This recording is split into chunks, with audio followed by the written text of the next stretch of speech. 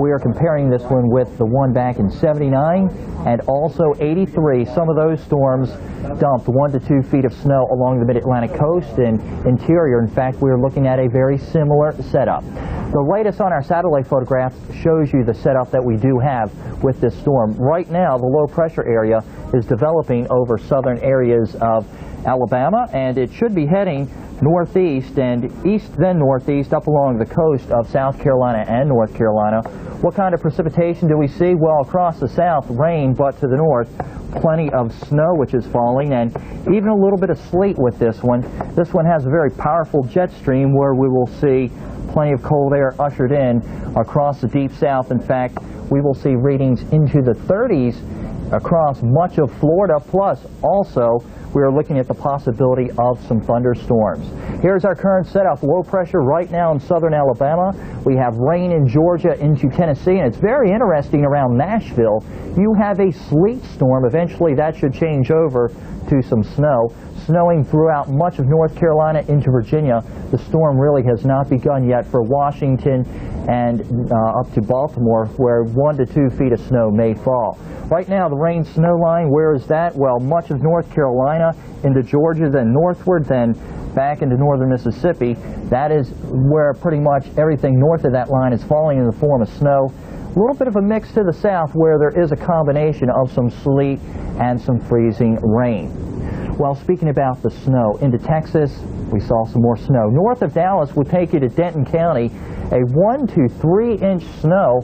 This is with that energy associated with the jet stream. This snow will cross areas of the southern United States. On Interstate 35, some accidents. Into North Georgia, also some snow. These are scenes earlier this morning, 5 inches at Sky Valley. Much more must be on the ground by now as snow continues through the mountains of the mid-Atlantic and the deep south. Well, what is causing this storm? We do have a very powerful jet stream, 170 miles per hour sliding to the south. That is going to cause a low pressure area, what we call cutting off, essentially stalling across Tennessee. What we will see is that this low pressure area, once it will start to pick up, will transfer its energy to the mid-Atlantic, but at a very slow pace. What is in the making of this storm? Well, we have low pressure in a classic track from the northeast Gulf of Mexico heading up the coast of North and South Carolina, then off the Virginia Capes. Winter storm warnings are out for Richmond all the way up to Baltimore and D.C. Heavy snow warning now for Philadelphia. All areas may see 1 to 2 feet of snow from this one. New York City right now, we're looking at a foot of snow for your area. So a very heavy snow coming into portions of the east as low pressure intensifies off the Virginia Capes and pulls plenty of moisture in. In fact, it is going to hit Arctic cold air. Some readings across northern New England this morning into the minus 40s. Even some accumulating snows in the deep south around Atlanta. You may see a 1 to 3 inch snowfall, especially north of town, even a heavier burst of snow in the morning. So we have a little bit of snow visiting the deep south, but by far this is a mid-Atlantic storm. This is one that we are going to remember.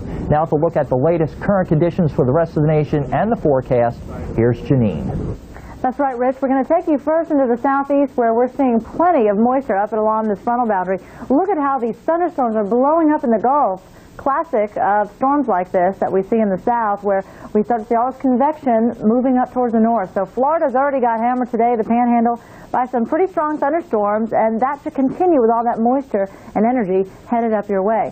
A squall line did develop earlier today from Walton County eastward along that frontal boundary, or out ahead of it, I should say, and the strong thunderstorms did produce winds over 45 miles an hour in some locations around Destin towards Panama City. You can expect to hear that thunder rumbling tonight as that frontal system moves your way, and along with it, that cold high pressure area and all those cold temperatures coming on in.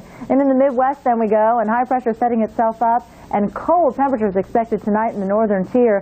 What we will see is that snow continuing around Illinois and Indiana. Also, snow for Chicago. Let's show you that on the radar picture. We had kind of an interesting setup today where we had winds coming from the northeast right over Lake Michigan, and that meant a little bit of snow for Chicago. I think some accumulations in narrow bands could be over 3 to 5 inches. Rich, now we'll throw it to you.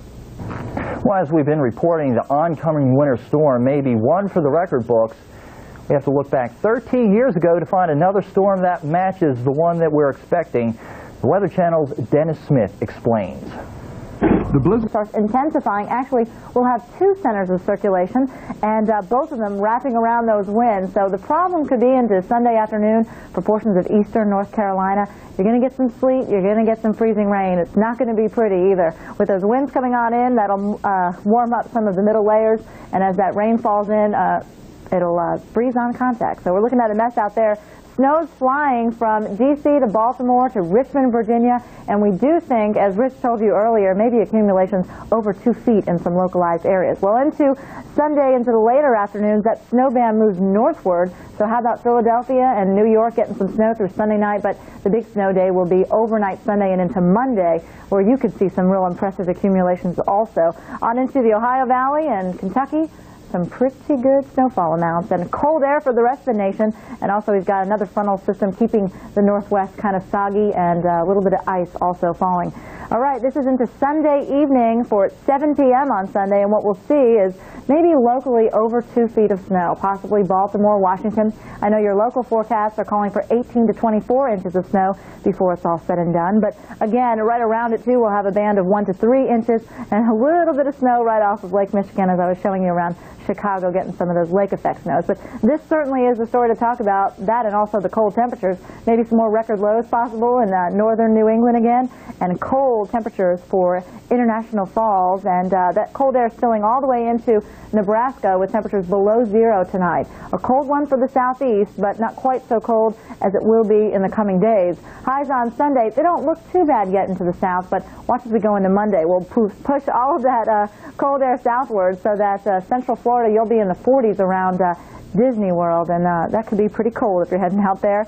Temperatures in the 20s and teens for New York City. That'll set you up for some heavy snowfall accumulations. And on into Tuesday we go, and it's another cold day, but we'll start to warm it up through Tuesday and Wednesday along the Gulf. And as we head on into Thursday, too, it gets a little bit warmer, and so it does improve a little. Into Monday, here's a look at the forecast. We've got that snow along the middle Atlantic coast, and again, some pretty heavy accumulations around Baltimore and around Washington, D.C. Welcome to Nature's Kingdom.